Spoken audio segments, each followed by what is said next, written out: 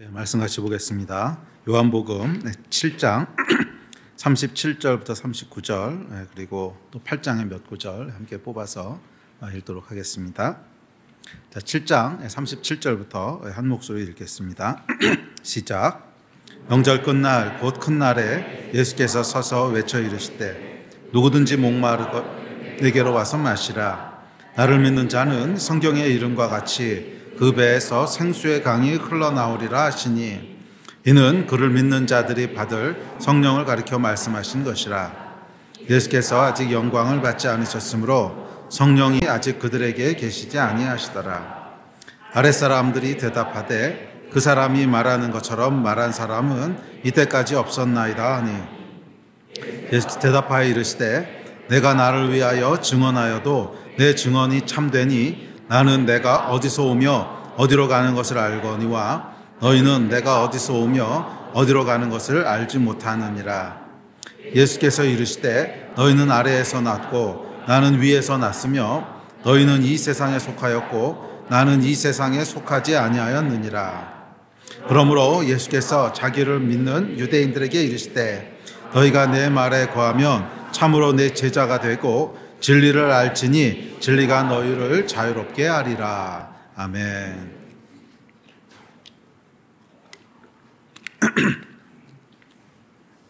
네, 지난주부터 우리가 이 두 길에 대해서 살펴보고 있습니다. 가인의 길과 아벨의 길에 대한 이야기죠. 세상에는 두 종류의 또 두 계열의 사람들이 있는데 가인을 쫓아 가인의 같은 길을 따르는 가인 계열의 사람들이 있는가 하면 아벨을 쫓아 아벨이 같은 길을 따라가는 아벨의 후손들도 있습니다. 이 가인과 아벨은 둘 다 하나님을 알았던 사람들입니다. 그런 의미에서 이 가인의 길과 아벨의 길은 크리스찬과 넌 크리스찬 이런 구분은 아닌 것 같아요. 다 하나님을 섬겼지만 그럼에도 불구하고 그 안에 다른 두 종류의 사람이 있었다고 하는 것은 오늘날 교회 안에도 또 크리스천 안에도 이 두 종류의 사람들이 있을 수 있다는 것이고 조금 더 깊게 들어가면 각 개인의 내면에도 이 두 길이 공존한다는 것입니다. 우리 안에도 가인의 길이 있고 아벨의 길이 있고 그래서 날마다 선택한다는 것이죠. 그래서 이 말씀을 우리가 들을 때 이것은 저기 저 하나님을 모르는 이방인들에 대한 얘기 이렇게 적용할 것이 아니라 오늘날 나에게 하시는 말씀으로 또 하나님을 따르는 사람들에게 하시는 말씀으로 들어야 되는 줄 믿습니다. 자, 가인과 아벨은 둘 다 하나님을 알고 섬겼던 사람들이지만 그 마음의 중심이 달랐지요. 아벨은 하나님 중심으로 살아갔던 그런 신본주의자였던 반면 가인은 사람을 중심으로 조금 더 정확하게는 나를 중심으로 살아갔던 그런 인본주의자였습니다. 자, 요한복음 7장과 8장은 예수께서 그를 반대했던 사람들과 나누셨던 긴 논쟁입니다. 그리고 이 논쟁을 통해서 우리는 하나님 중심으로 살아가는 신본주의자가 어떤 사람들인지 그 특징을 살펴볼 수 있습니다. 지난주에 5가지 특징을 살펴봤는데 자, 오늘은 이어서 6번째 특징부터 살펴보려고 합니다. 하나님 중심으로 살아가는 아벨의 길을 가는 신본주의자들은 어떤 사람인가 하는 것을 살펴보면서 저희도 날마다 가인의 길을 떠나서 아벨의 길을 선택하는 그런 은혜가 있기를 기대합니다. 자, 6번째 특징입니다. 자, 37절부터 39절입니다. 자, 시작. 명절 끝날 곧 큰 날에 예수께서 서서 외쳐 이르시되 누구든지 목마르거든 내게로 와서 마시라. 나를 믿는 자는 성경의 이름과 같이 그 배에서 생수의 강이 흘러나오리라 하시니 이는 그를 믿는 자들이 받을 성령을 가리켜 말씀하신 것이라. 예수께서 아직 영광을 받지 않으셨으므로 성령이 아직 그들에게 계시지 아니하시더라. 이 신본주의자의 6번째 특징은 성령께서 주시는 생명이 그 안에 있다는 거예요. 성령께서 주시는 생명이 그 안에 있습니다. 자, 그리고 이것이 사실은 신본주의로 살 수 있는 비결입니다. 여러분, 이 타락한 인간은 결코 나 중심의 생각과 행동을 벗어날 수 없어요. 결코 벗어날 수 없어요. 왜냐하면 이게 성경이 얘기하는 죄의 본질이기 때문에 그렇습니다. 여러분, 죄의 본질이 뭡니까? 원죄가 선악과를 따먹은 거죠. 선악과를 따먹었다고 하는 것의 의미가 뭐지요? 원래 선과 악은 하나님이 결정하시는 것이고 무엇을 할지 무엇을 하지 말지도 하나님이 결정하시는 건데 그걸 내가 스스로 결정하겠다는 거죠. 무엇이 선인지 무엇이 악인지도 내가 결정할 것이고 무엇을 할지 말지도 내가 결정할 것이고 심판과 정죄도 내가 결정할 것이고 그러니까 성경이 얘기하는 죄의 본질, 원죄가 뭐예요? 나 중심으로 살아가는 것이 곧 원죄라는 거예요. 그것이 모든 죄의 뿌리라는 것입니다. 그래서 만약 인간이 여러분 스스로의 힘과 노력으로 나 중심의 삶을 벗어날 수 있다면 그건 무슨 말이냐면 구원이 필요 없다는 뜻이에요. 나 스스로의 힘으로 나 중심의 삶을 벗어날 수 있는데 구원이 왜 필요하겠어요? 네, 그런데 성경은 그것은 결코 불가능하다고 얘기합니다. 인간 스스로의 노력으로 인간을 구원할 수 없어요. 죄에서부터 벗어날 수 없어요. 그 죄의 본질은 나 중심으로 살아가는 삶을 벗어날 수 없다는 것입니다. 이게 안 되니까 예수님께서 십자가를 지셨죠. 이게 되면 굳이 예수님께서 왜 돌아가셨겠습니까? 이 타락한 자아, 나 중심의 자아는 십자가에서 예수와 함께 죽는 수밖에는 없습니다. 이 타락한 자아는 십자가에서 죽는 수밖에 없어요. 자아가 죽는다는 말을 오해하지 마십시오. 자기에 대한 인식이나 정체성이 사라진다. 이런 도교적인 얘기가 아닙니다. 우리의 정체성이라고 하는 것은 영원히 사라지지 않고 내가 나라고 하는 자의식은 영원히 소멸되는 게 아닙니다. 내 안에 있는 나 중심으로 살아가고자 하는 죄의 본성이 십자가에 죽는다는 거죠. 자기가 이 나 중심으로 살아가고자 하는 그 죄의 본성은 십자가에서 죽을 수밖에 없어요. 그래야만 해결이 됩니다. 그리고 십자가에서 죽은 그곳에 성령의 생명으로 다시 살게 되는 거예요. 성령의 생명으로 다시 살게 되는 거예요. 이게 여러분 구원인 줄 믿습니다. 자, 어찌되었던 인간은 스스로의 힘으로 나 중심의 생각과 행동에서 가인의 길에서 벗어날 수 없어요. 이 가인의 길을 벗어나게 하는 것은 철저히 성령님의 능력이고 역사인 줄 믿습니다. 저는 20살이 되던 해 처음으로 크리스찬이 되고 또 성령을 받았어요. 이 성령을 받고 나니까 제 안에 깊은 곳에서부터 변화가 일어나기 시작했습니다. 근데 그 변화가 뭐였냐면 하나님을 위해 살고 싶다 하는 마음이 드는 거예요. 예수를 위해 살고 싶은 소원함이 생기는 거예요. 이건 정말 신비한 기적이었습니다. 분명히 그전까지는 이런 생각 해본 적이 없어요. 분명히 그전까지는 나를 위해 사는 거고 내가 조금 더 행복하려고 하고 내가 조금 더 성공하려고 하고 내가 조금 더 사람들의 인정을 받으려고 하고 나 중심의 삶을 살아오고 있었는데 성령께서 내 안에 들어오시고 나니까 제가 태어나서 처음으로 나를 위해 사는 것이 아니라 누군가 다른 존재를 위해서 살고 싶다는 마음이 드는 거예요. 하나님을 위해 살고 싶다는 마음이 들기 시작했습니다. 자, 이 마음이 어떻게 나온 건가 조금 더 이렇게 파고 들어가 보니까 그 마음의 본질은 하나님을 사랑하는 거예요. 이 사랑이라고 하는 것은 여러분 참 신기한 게 나를 떠나서 그 사랑하는 대상을 중심으로 살아가게 합니다. 그렇죠, 여러분. 사람이 이 남녀가 만나서 이제 데이트를 하고 깊은 사랑에 빠지게 되잖아요. 그러면 내가 먹고 싶은 게 아니라 그녀가 먹고 싶은 거를 먹으러 가요. 그런 변화들 여러분 경험해 보셨죠? 분명히 나는 안 먹던 음식인데 그 사람이 너무 좋아해. 그러면 매일 그것만 먹으러 가는 거예요. 왜? 그걸 먹고 행복해하는 모습 보는 게 너무 좋은 거야. 그러니까 이게 여러분 사랑의 힘이거든요. 하나님은 사랑이시라. 그러니까 하나님으로 말미암아서만 비로소 우리가 나 중심성을 탈피할 수 있어요. 그리고 그 하나님의 사랑을 우리 안에 부으시는 분이 성령님이시라는 거예요. 그러니까 성령님으로 말미암아 하나님의 사랑, 나를 향한 하나님의 사랑이 무엇인지를 알게 되고 나도 하나님을 사랑하게 돼요. 그랬을 때 비로소 나 중심으로 살아오던 자아에서 벗어나서 하나님 중심으로 살아갈 수 있게 됩니다. 자, 이게 성령께서 하시는 일이라는 거예요. 자, 성령의 역사로 나에게서 벗어나 하나님 중심으로 살아가기 시작할 때 그것은 제 영혼을 새롭게 했습니다. 이전에는 경험해보지 못했던 감동과 감사와 평강과 기쁨이 제 안에 흐르기 시작했어요. 이게 얼마나 큰 축복인지. 그래요, 여러분. 하나님을 사랑한다고 하는 것은 우리 영혼의 축복이에요. 우리 영혼의 축복이에요. 제 안에서 정말 생수의 강이 흘러나오기 시작했습니다. 염려, 하나님이 살아계신데 무슨 염려가 있어요? 감사죠, 감사. 슬픔, 하나님이 통치하시는데 기쁨으로 바뀝니다. 절망, 하나님이 역사하시는데 항상 소망만이 역사합니다. 성령께서 그 안에 성령이 역사하시는 사람은 그 배에서 생수의 강이 흘러가기 시작합니다. 기쁨과 감사와 소망과 충만함이 흘러가는 거죠. 30년 전에 시작된 이 역사가 지금까지 한 번도 바뀐 적이 없어요. 물론 살아가다 보면 힘들 때가 있어요. 그렇지만 우리 안에 있는 기본적인 칼라가 있잖아요. 내 영혼의 칼라라는 게 있잖아요. 그 전까지 우울하고 낙심되고 비관적이고 그러던 것이 제 안에 생수의 강이 흘러가기 시작하니까 그것이 평안과 감사와 기쁨으로 바뀝니다. 저는 여러분 안에도 이 강이 흘러가기를 주의 이름으로 축복합니다. 자, 여러분, 인간의 노력으로는 다시 한번 말씀드리지만 나를 중심으로 살아가는 가인의 길을 벗어날 수 없습니다. 결코 벗어날 수 없어요. 오직 성령께서만 나라고 하는 속박에서부터 자유케 하실 수 있습니다. 자, 그렇기 때문에 인본주의 기독교와 신본주의 기독교를 가르는 기준은요, 성령님이세요. 그건 성령님이세요.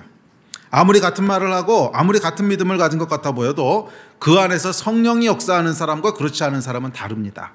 이거 여러분 속지 마셔야 돼요. 아무리 같은 말을 하고 아무리 같은 믿음을 가진 것 같아 보여도 그 안에서 성령이 역사하는 것과 그렇지 않은 것은 그 본질이 달라요. 그 본질이 달라요. 성령이 역사할 때 비로소 본질이 어떻게 바뀌냐면 하나님을 중심으로 살아가고 싶게 돼요. 이 성령이 역사하지 않는 한 겉은 그럴듯하게 꾸밀 수가 있어요. 겉은 똑같이 예수 믿는 것 같고 똑같이 신앙생활하는 것 같고 똑같이 영적인 것 같고 다 보일 수 있는데 그 속의 동기는 인간을 중심으로 살아가는 거예요. 더 적나라하게 얘기하면 나를 중심으로 살아가는 거예요. 근본적인 차이입니다. 성령께서 그 배에서 생수의 강이 흐르게 하실 때 비로소 우리는 나라고 하는 족쇄를 벗어나 하나님 중심으로 살아가는 것을 기뻐하게 되는 그런 신본주의자가 됩니다. 믿는 자들이 받을 성령, 그 성령께서 우리로 아벨의 길을 가게 하시는 줄 믿습니다. 자, 두 번째 특징입니다. 31절 32절입니다. 자, 시작. 그러므로 예수께서 자기를 믿은 유대인들에게 이르시되 너희가 내 말에 거하면 참으로 내 제자가 되고 진리를 알지니 진리가 너희를 자유롭게 하리라. 신본주의자의 일곱 번째 특징인데 늘 자유를 누린다는 거예요. 늘 자유를 누린다는 거예요. 자, 앞서 얘기했듯이 성령께서 주시는 자유가 있습니다. 종교와 율법에 얽매여 살지 않습니다. 자, 그런데 여러분 주의하셔야 될 게 있습니다. 이 자유라고 하는 것이 하고 싶은 것은 무엇이든지 제한 없이 다 하는 것을 얘기하는 게 아니에요.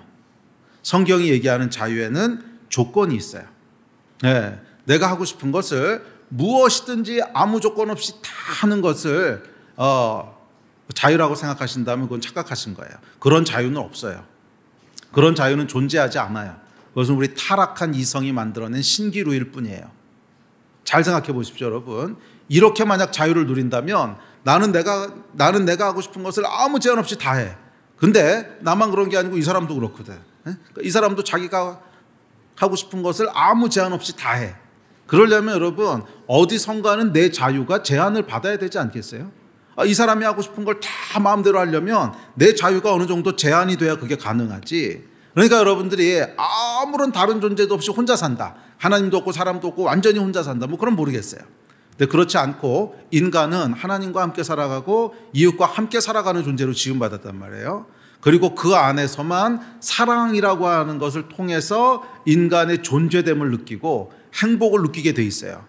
그러니까 이런 걸 만약에 전부 다 포기하고 나는 그런 거 아무것도 필요 없이 그냥 나 혼자만 있을래. 뭐 그런다면 모르겠어요.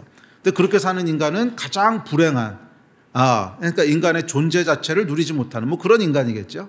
그런데 만약 그렇지 않고 정말 하나님이 창조하신 대로 사랑의 기쁨과 축복을 누린다면 거긴 자유는 반드시 어느 정도 제한이 돼야지.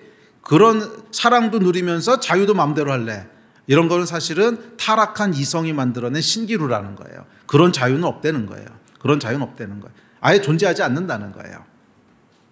자, 그래서 반드시 모든 자유는 그러니까 아무 조건 없이 마음대로 하실 수 있는 건 자유가 아니고 사랑은 그렇게 해도 돼요.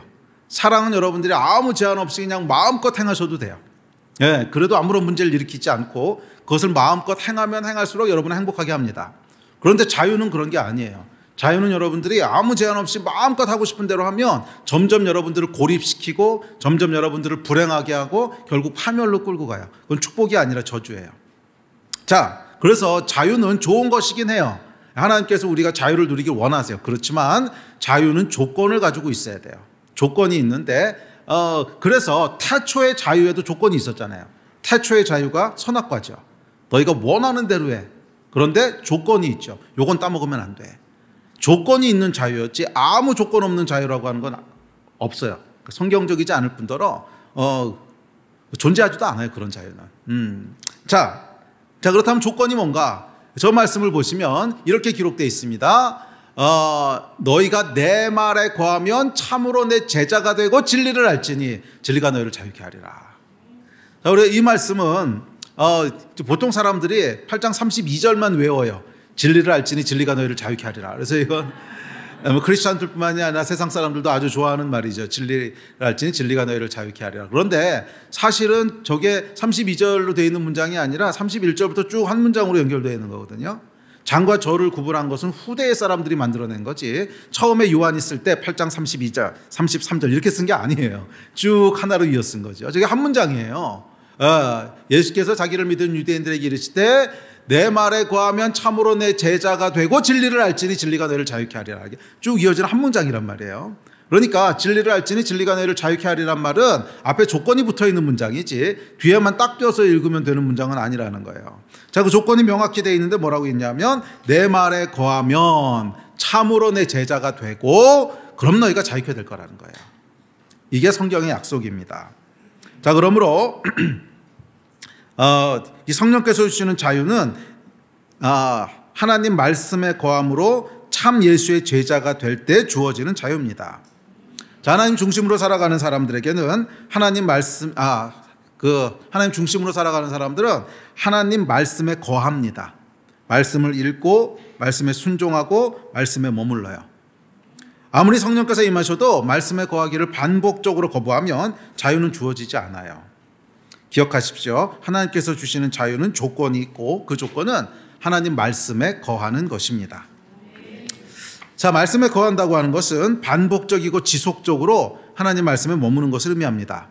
말씀을 읽고 묵상하고 기억하고 행하고 하는 것을 지속적으로 하는 거예요. 말씀을 읽고 묵상하고 암송하고 행하는 것을 지속적으로 함으로 마음에 새기는 거예요. 그래서 공동번역에는 이것을 마음에 새기고 산다면 이렇게 번역했어요. 그러니까 원어의 뜻이 그런 뜻이에요. 그러니까 하나님의 말씀에 거하면 이란 뜻은 하나님의 말씀을 마음에 새기면 이런 뜻입니다. 원어적인 뜻이. 자, 그래서 계속 하나님의 말씀을 마음에 새기는 거예요. 반복적으로 읽고 묵상하고 기억하고 순종하고 그렇게 한다는 거예요. 자, 그럴 때 어떻게 된다는 거예요? 참으로 예수의 제자가 된다는 거예요. 예수의 제자가 된다는 거예요. 자, 여러분, 제자는 어떤 사람입니까? 스승을 똑같이 따라하는 사람이죠. 제자는 스승을 똑같이 따라하는 사람입니다. 자, 그러므로 말씀에 거함으로 참 예수의 제자가 된다는 건 무슨 뜻이냐면 예수하고 똑같이 생각하고 예수하고 똑같이 판단하고 예수하고 똑같이 느끼고 예수하고 똑같이 행동한다는 거예요. 그게 예수의 제자가 된다는 뜻입니다. 자, 여기에 자유가 주어진다는 거예요. 이럴 때 자유가 주어진다는 것입니다. 자, 이런 사람은 어떻게 되냐면 내가 하고 싶은 것을 해요. 그런데 그게 정확히 예수님이 하고 싶은 것하고 일치해요. 왜? 예수님의 제자니까. 말씀이 내 안에 있으니까 예수님의 제자예요. 그래서 예수님이 행하고 싶은 것을 똑같이 따라하고 싶어지는 거예요. 또 내가 하기 싫어서 하지 않았는데 그게 정확히 예수님이 싫어하시는 일이에요. 억지로 또는 할 수 없어서 그렇게 하는 게 아니에요. 하고 싶어서 해요. 자유지요. 하고 싶어서 해요. 자유인데 그런데 그 하고 싶어서 하는 자유가 예수님이 원하시는 것하고 정확히 일치한다는 거예요. 왜? 말씀이 내 안에 거함으로 그 말씀이 체화되어서 내 것이 된 거예요. 말씀이 내 안에 거함으로 말씀이 체화되어서 내 것이 된 거예요. 그래서 내가 좋아하는 걸 막 하다 보니까 그게 그냥 성경에서 좋아하라고 한 거야. 또 싫어해서 안 하는 걸 안 하다 보니까 맞아, 그게 성경에서 금한 거야. 왜? 말씀이 반복적이고 지속적으로 내 마음에 거해서 말씀이 내가 되고 내가 말씀이 된 거예요. 내가 원하는 게 말씀이 원하는 거고 말씀이 틀렸다고 생각하는 게 내가 틀렸다고 생각하고 말씀이 맞다고 생각하는 게 내가 맞다고 생각하는 거고 이 말씀이 체화돼서 내 것이 된 거예요. 그걸 뭐라 그러는 거예요? 참으로 예수의 제자가 됐다 그러는 거예요. 말씀을 반복적으로 취하심으로 참으로 예수의 제자가 되는 여러분 되시기를 주의 이름으로 축원합니다. 자, 그럴 때 말씀이 옳다고 하는 것이 내가 옳다고 생각하는 것이고 말씀이 아니라고 하는 것이 내가 아니라고 생각하는 것이 되고 말씀이 명령하는 것이 내가 하려고 하는 것이고 말씀이 금하는 것이 내가 안 하려고 하는 거예요. 나는 내 자유로 행하는데 그것이 정확히 말씀하고 일치하게 되는 것. 이렇게 되었을 때 뭐가 주어진다는 거예요? 자유가 주어진다는 거예요. 그럴 때 자유가 주어진다는 거예요. 자, 다시 한번 읽어보시겠어요? 31절 32절 시작. 그러므로 예수께서 자기를 믿은 유대인들에게 이르시되 너희가 내 말에 거하면 참으로 내 제자가 되고 진리를 알지니 진리가 너희를 자유롭게 하리라. 예, 정확히 그 말 아닙니까? 예? 내 말이 너희 안에 거하고 참으로 내 제자가 되면 그러면 자유가 주어진다는 거예요. 자, 신본주의자에게는 이 자유가 있습니다. 예? 그래서 신본주의자는 억지로 하지 않아요. 자발적으로 해요. 신본주의자는 율법적이지 않습니다. 왜 하냐고 물어보면요, 해야 되니까요 이렇게 대답하지 않아요. 하고 싶어서요 이렇게 대답하지. 그러니까 이 신본주의자는 왜 하십니까? 라고 물어보면 항상 하고 싶어서요 라고 대답을 하지 해야 되니까요 이렇게 대답하지 않는다는 거예요. 자유가 있다는 거예요. 할렐루야. 네, 주를 위해 살고 싶고 주를 위해 헌신하고 싶고 하나님을 위해서 다 드리고 싶고 이 자유가 신본주의자에게 주시는 자유인 줄 믿습니다. 그리고 이 자유는 계속 발휘하면 발휘할수록 여러분의 삶이 풍성해지고 복 가운데 거하게 돼요. 그래서 하나님은 이 자유를 주십니다. 그런데 이런 아무 조건 없이 아무 족쇄 없이 그냥 원하는 걸 마음대로 한다. 여러분, 타락한 인간이 원하는 게 뭐겠어요? 다 죄지. 타락한 인간이 원하는 게 뭐겠어요? 다 죄지. 그럼 죄를 마음대로 질 수 있는 자유를 주면 죄의 결과는 사망이거든요. 우리 인생 다 파괴되고 끝나는 거예요. 그래서 하나님께서는 반드시 조건을 주세요. 이 나무는 따먹지 마라. 조건을 주시는 거예요. 아멘. 자, 신앙생활 때문에 자유롭지 못하다고 생각하는 분이 계시다면, 아유, 예수 믿으니까 하지 말라는 게 너무 많아요. 뭐 이것도 못하고 저것도 못하고 주일날 뭐 등산도 못 가고 뭐도 못하고. 자, 그런 분이 있다면 죄송하지만 율법적이고 종교적인 신앙생활을 하고 있다는 뜻입니다. 왜 여러분 자유가 없는 줄 아세요? 내가 원하는 것과 예수님 원하시는 것이 달라서 그런 거죠. 내가 원하는 것과 예수님 원하시는 것이 달라서 그런 거예요.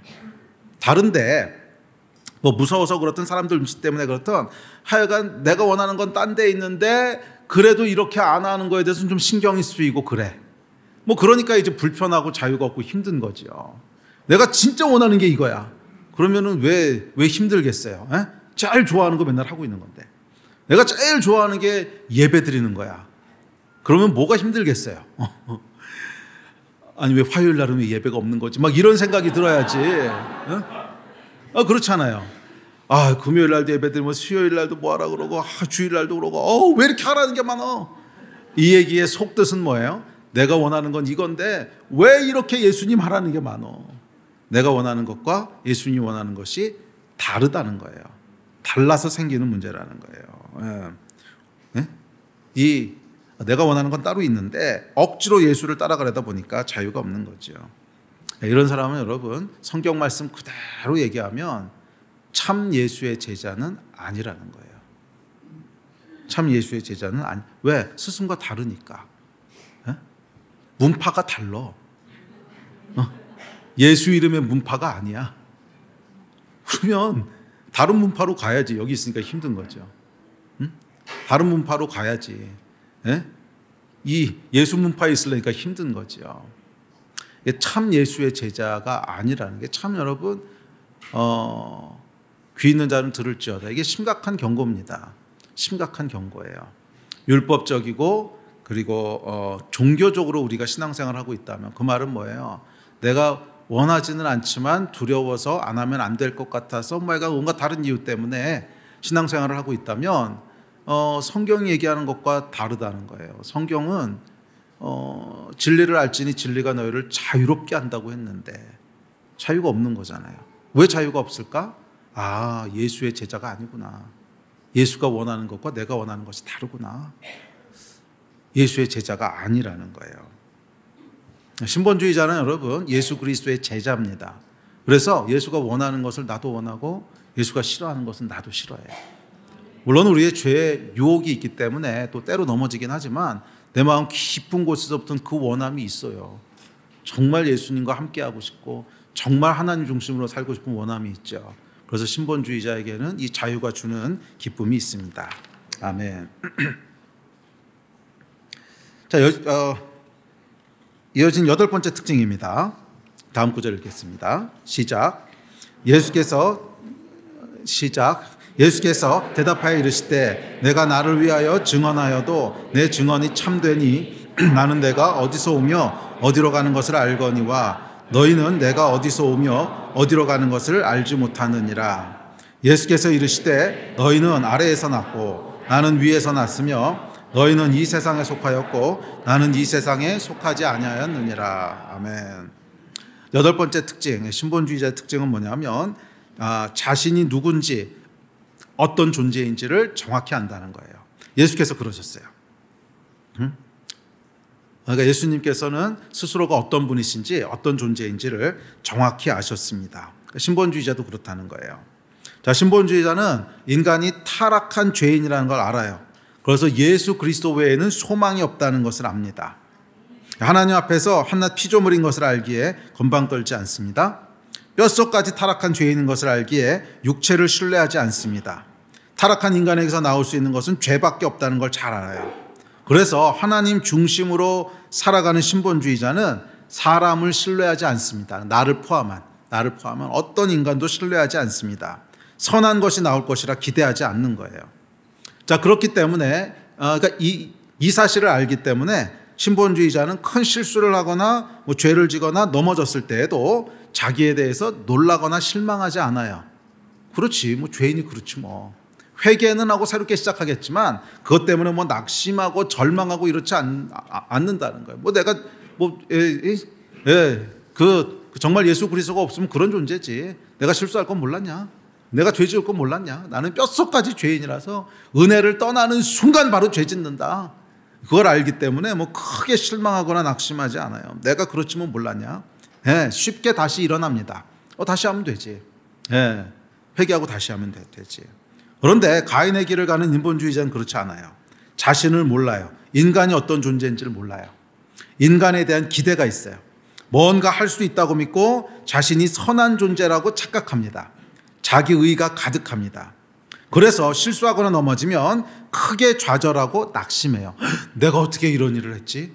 내가 어떻게 이럴 수가 있지? 어떻게 해야 인간이 원래 그런 거지. 이게 이제 자신을 아는 신본주의자의 반응이고, 그렇지 않은 인본주의자는 내가 어떻게 이럴 수가 있지?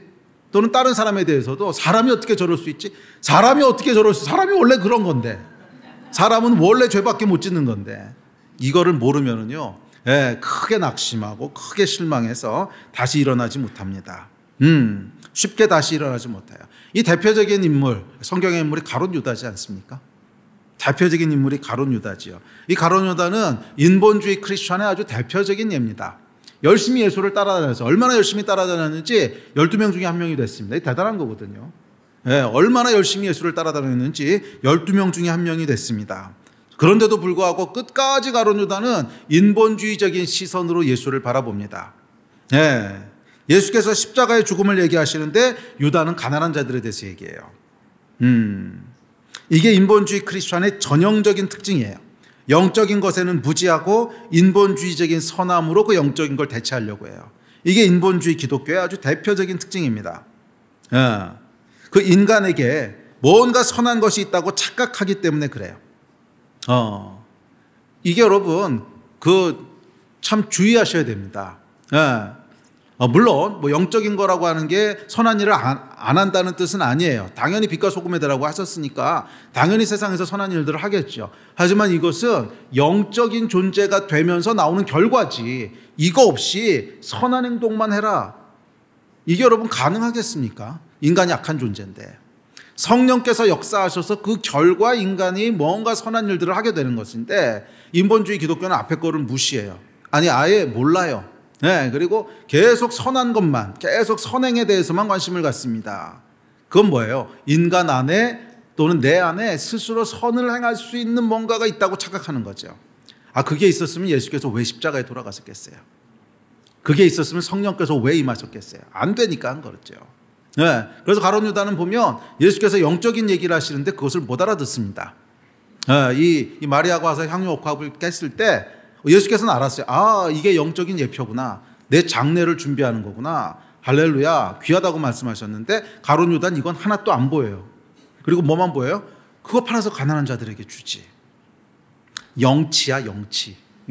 계속 선행에 대해서 얘기하긴 하는데 영적인 거에 대해서는 무지합니다. 이게 인본주의 기독교예요. 여러분 속지 마셔야 돼요. 미혹되지 마셔야 돼요. 악한 것이 우리를 미혹하는 것이 아니에요. 여러분 사람이 악한 것은 알아요. 그런데 육신의 연약함 때문에 그냥 실수하는 거지 그거를 막 매혹적으로 느껴서 따라가지는 않아요. 그런데 우리를 미혹하는 건 뭐냐면 선해 보이는 거예요. 선해 보이는 거. 좋아 보이는 거예요. 그런데 그 안에 영적인 건 없는 거. 기억하십시오 여러분. 우리의 목적은 좋은 사람이 되는 게 아니에요. 영적인 사람이 되는 거지. 물론 영적인 사람은 결과적으로 좋은 사람이 됩니다. 그렇지만 좋은 사람, 착한 사람이 되는 게 우리의 목적은 아니라는 거예요. 그건 그냥 결과지. 그럼 목적은 뭐예요? 영적인 존재가 되는 거예요. 저는 여러분들이 영적인 사람들이 되기를 축복합니다. 이 선한 사람, 좋은 사람이 되려고 하는 인본주의 기독교의 미혹에 넘어가시면 안 돼요. 절대 넘어가시면 안 돼요. 그거는 그냥 결과로 나타나는 거지 그거를 추구해서는 안 돼요. 그것 이전에 추구해야 될 거 뭐예요? 예수 그리스도의 십자가, 성령의 역사, 그 안에 있는 은혜, 내가 죄인이라고 하는 자각, 이 영적인 것이 먼저 일어나셔야 돼요.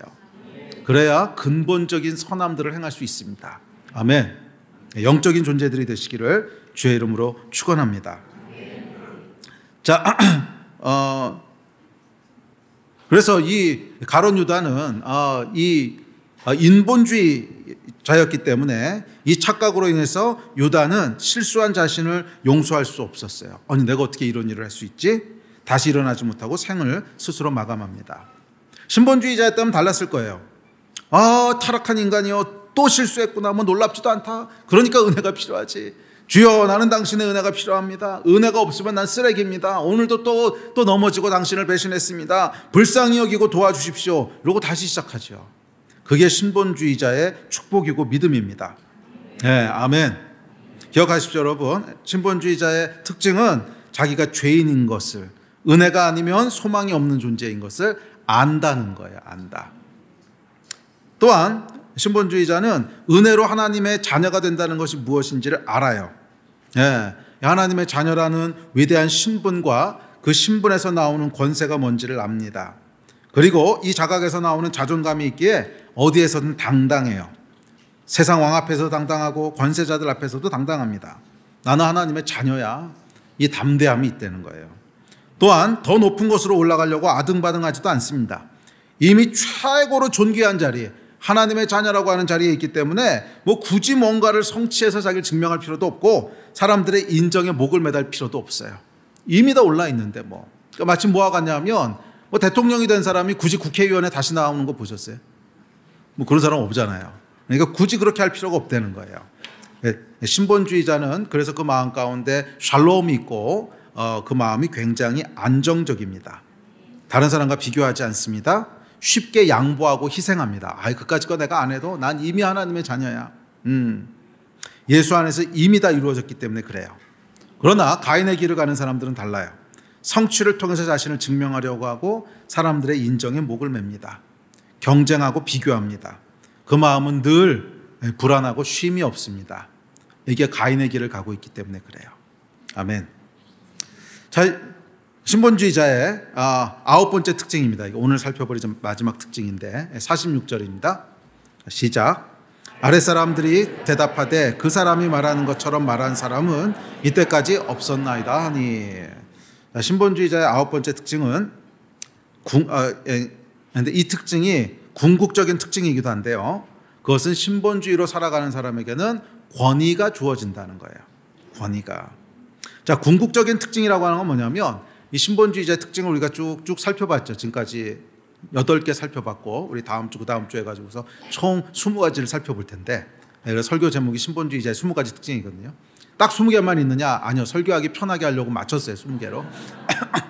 자, 그런데 이 여러 가지 특징이 있는데 궁극적인 특징이라고 하는 거는 뭐냐면 결과적으로 이 각각의 특징들이 권위를 주는 거로 연결된다는 거예요. 그러니까 예를 들어서 우리 지난번에 살펴본 신본주의자는 스스로 말하지 않고 아버지의 교훈을 말합니다. 그래서 그 결과 권위가 주어집니다. 이런 뜻이에요. 네, 또 신본주의자는 자기가 누군지를 압니다. 그래서 권위가 주어집니다. 신본주의자에게는 성령께서 일하시는 생명이 있습니다. 그래서 권위가 주어집니다. 그래서 이 9번째 특징이 사실은 신본주의자로 살아가는 사람들에게 주어지는 궁극적인 특징이에요. 결국 모든 앞으로 살펴볼 20가지, 그러니까 요거 하나 빼고 19가지 특징들이 결국은 권위가 주어지는 거로 다 연결되는 거예요. 자, 어찌되었던 신본주의자에게는 뭐가 있냐면 권위가 있어요. 자, 물론 이 권위는 땅에서 나오는 권위가 아니라 하늘에서 오는 영적 권위지요. 자, 권위라고 하는 게 뭡니까? 권위라고 하는 것은 사람들을 움직이게 하는 무게예요, 무게. 자, 여러분, 사람들마다 말의 무게가 다르죠.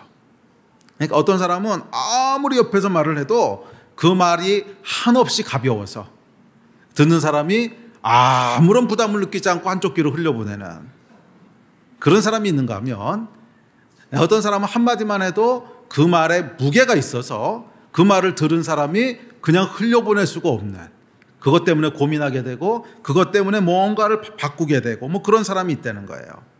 여러분, 사람마다 말의 무게가 달라요. 존재의 무게도 달라요. 그러니까 어떤 사람은 거기 딱 존재하는 것만으로도 그 주변에 있는 사람들이 아이고 내가 지금 이러고 있으면 안 될 것 같은데 이렇게 느끼는 사람이 있는가 하면, 어떤 사람은 그 존재의 무게가 한없이 가벼워서 오늘 언제부터 거기 있었어? 3일 전부터 있었는데 뭐 이런 사람도 있다는 거예요. 이 존재의 무게가 없는 거죠.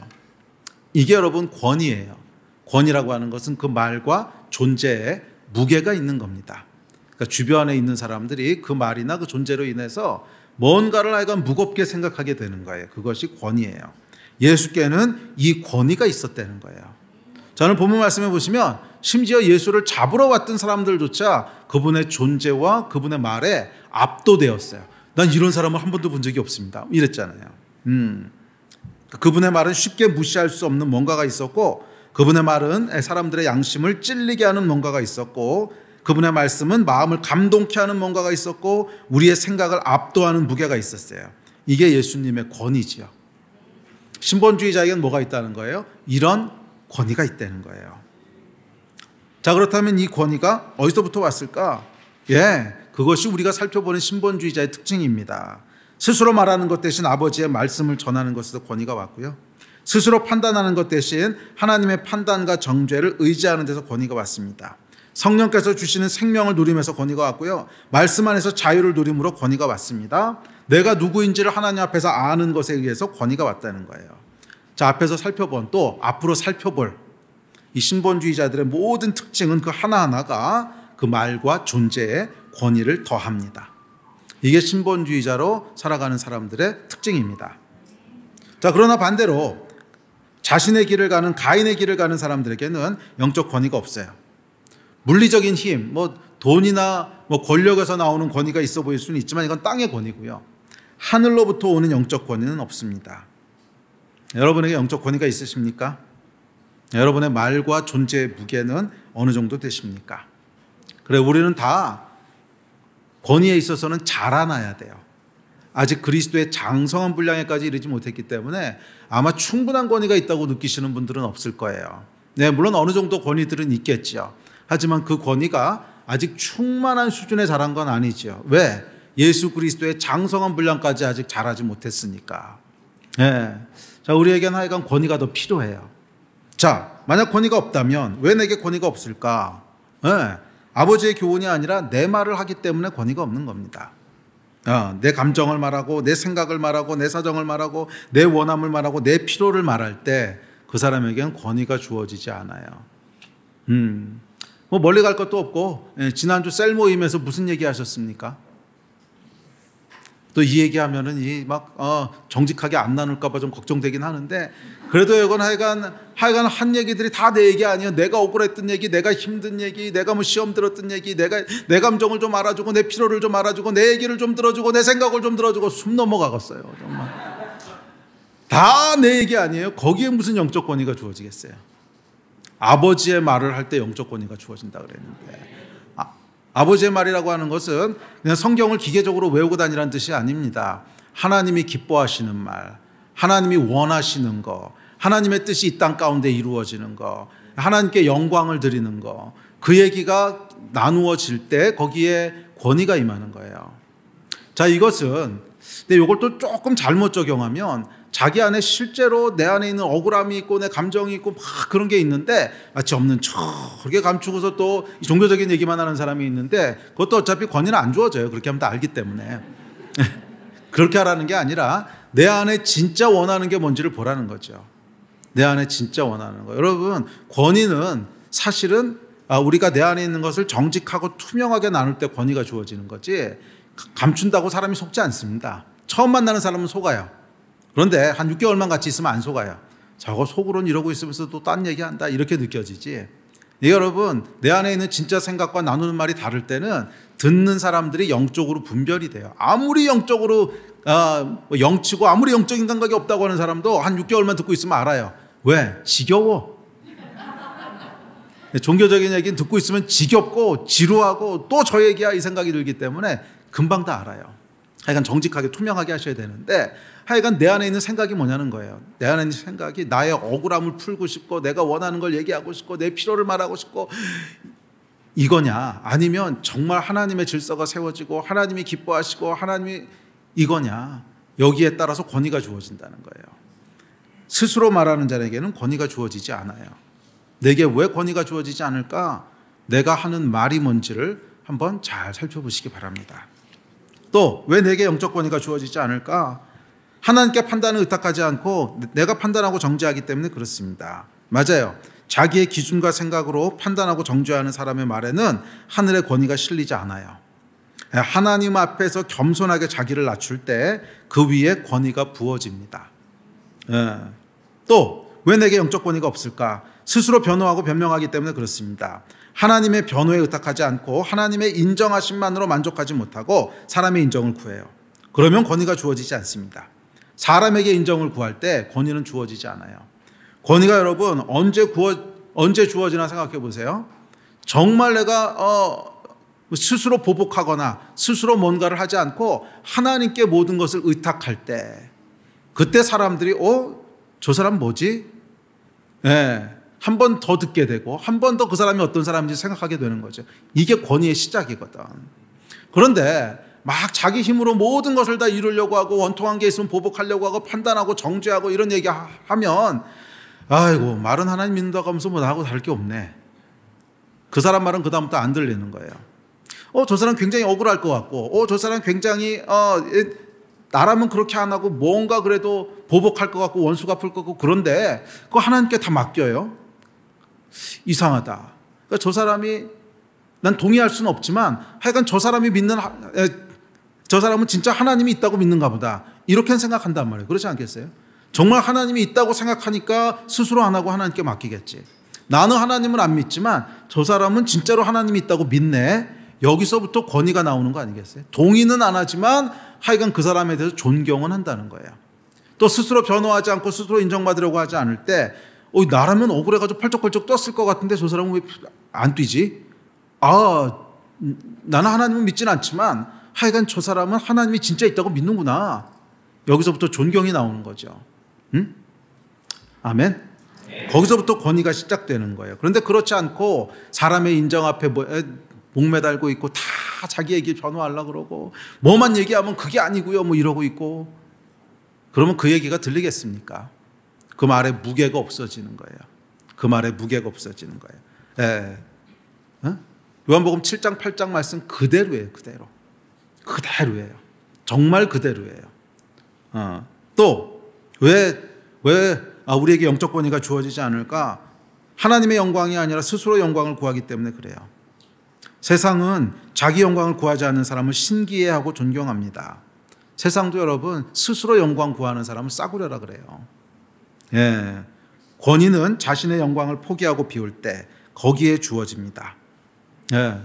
그래서 하나님께서, 예수께서 모든 권리를 다 포기하시고 십자가를 지셨을 때 예수를 가장 높이셨지요. 권위를 주셨다는 거예요.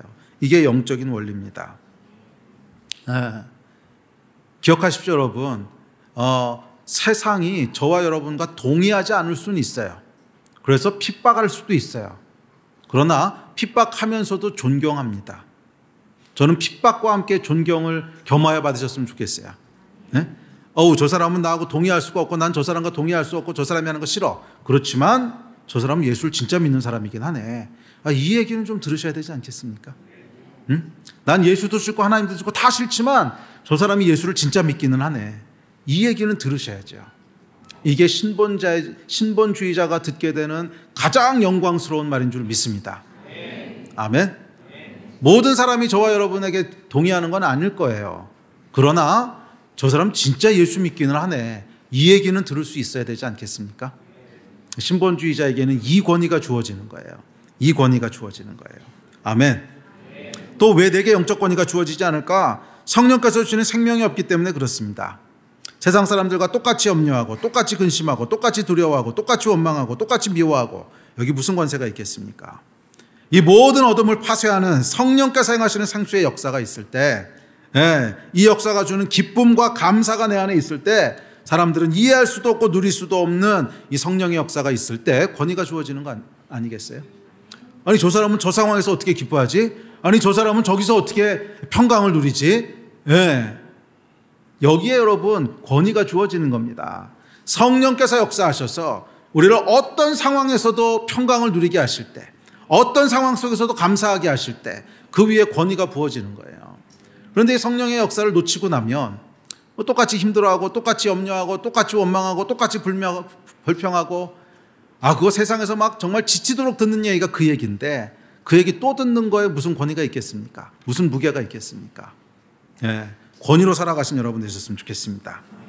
또 왜 내게 영적 권위가 없을까? 묶여 있으니까 그런 거예요. 자유가 없이 묶여 있으니까. 생각해 보십시오 여러분. 억지로 인생을 끌려다니는 포로에게 무슨 권위가 있겠습니까? 포로에게는 조소와 경멸만이 주어질 뿐입니다. 참된 권위는 자유를 누리게 하는 자에게 자유를 누리는 자에게 주어지는 거예요.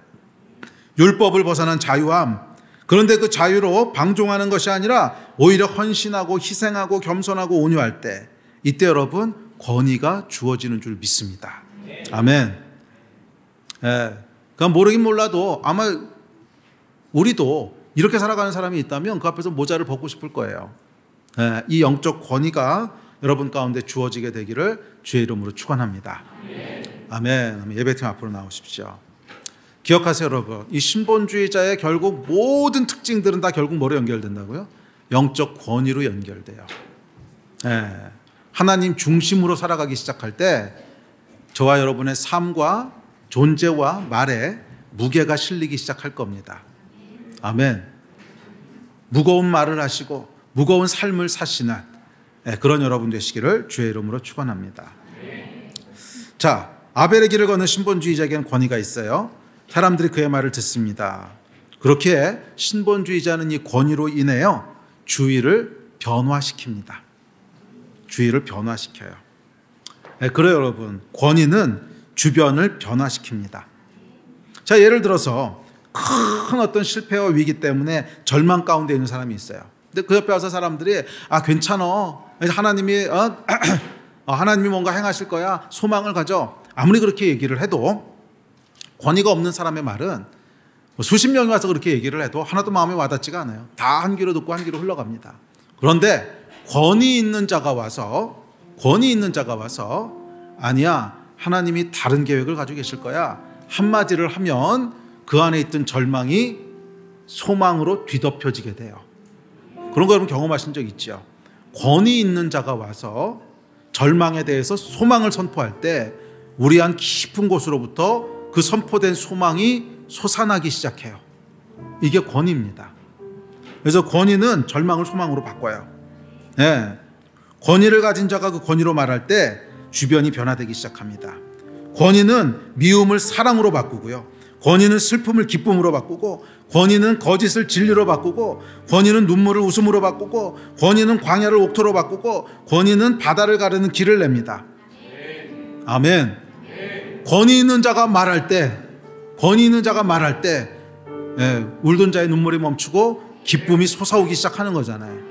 권위 있는 자가 말할 때 아무 열매 없던 광야 같은 우리 마음이 옥토로 바뀌기 시작하는 거잖아요.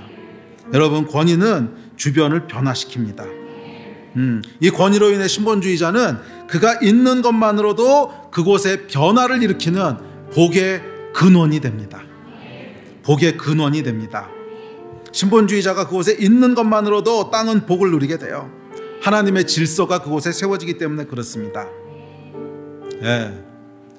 저와 여러분이 나를 중심으로 살아가는 가인의 길을 벗어나서 하나님을 중심으로 살아가는 아벨의 길을 걸어가기 시작할 때 여러분들에게 권위가 주어지기 시작할 거예요. 그리고 그 권위로 인하여 여러분 주변이, 여러분이 서 있는 땅이, 이 나라와 이 민족이, 열방이 주의 복을 누리게 될 줄 믿습니다. 권위로 세상을 변화시킨 여러분 되시기를 주의 이름으로 축원합니다. 일어나서 기도합시다.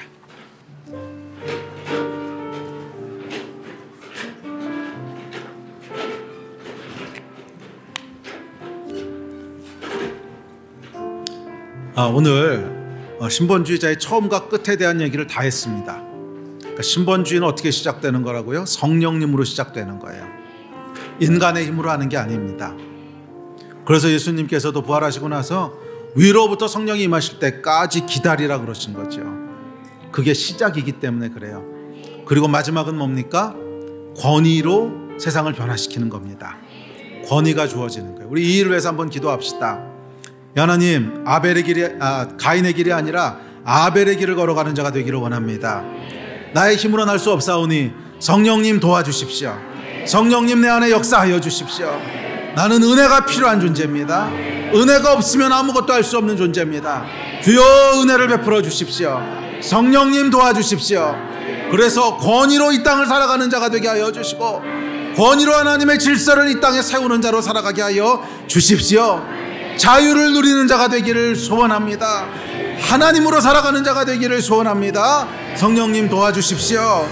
아멘. 이 마음 가지고 우리 주여 한번 크게 부르짖고 다 같이 합심해서 기도하시겠습니다. 주여.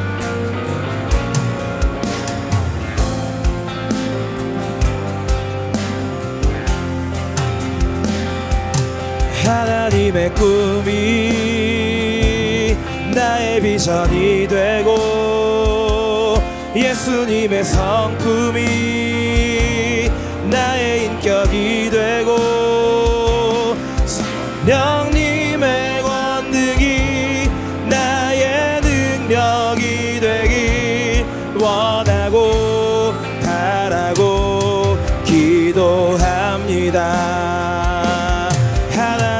꿈이